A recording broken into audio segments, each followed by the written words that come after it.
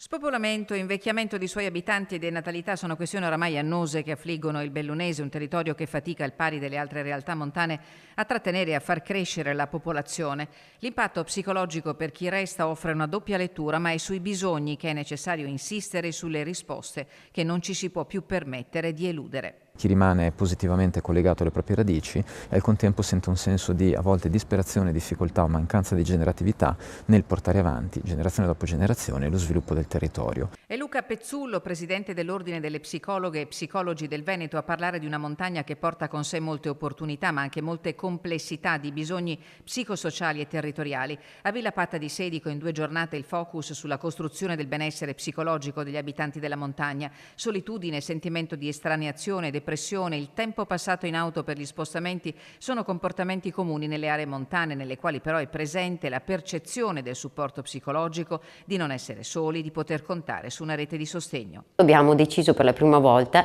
di rivolgerci a tutte le persone che si prendono cura del territorio, quindi gli amministratori, ma anche i rappresentanti di categoria, sindacati, come anche gli psicologi e i medici che si prendono cura delle persone, introducendo degli elementi importantissimi che vedono intimamente legata la persona al suo ambiente. La correlazione tra spopolamento e benessere della mente è emersa chiaramente nel doppio appuntamento durante il quale sono stati presentati progetti e studi in corso. Per 3 anni abbiamo lavorato con istituti delle scuole superiori cercando di promuovere il senso di identità dei ragazzi rispetto al luogo in cui vivono e anche di promuovere l'attaccamento con la natura, di migliorare attraverso anche queste esperienze in natura il loro benessere. Un centinaio gli studenti coinvolti nelle attività in natura, sfalcio dei prati, alpeggio, osservazione dei lavori tradizionali.